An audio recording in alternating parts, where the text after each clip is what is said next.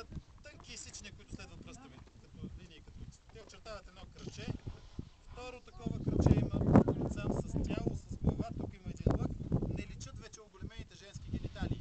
Оголемени, за да символизират плодородието.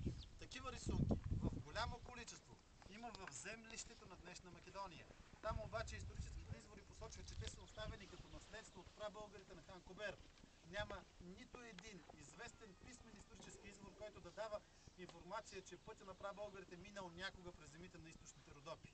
В края на краищата някога нещо се е случвало, защото масово в скрите около Перперикон и покрай връх Аида при Хасковските минерални бани е изобразявана по този начин скалите богиня Таумай, божество почитано от прабългари.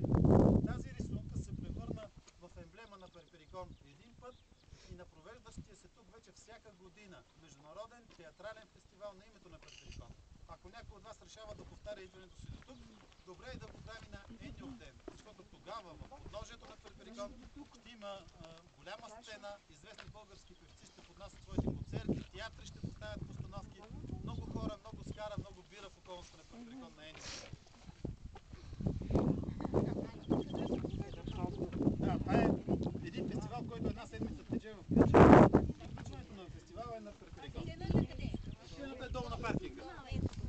Не, няма как.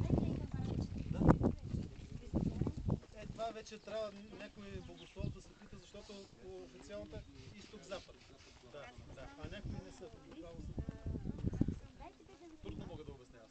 Дали са били по-грешни или нямам идея.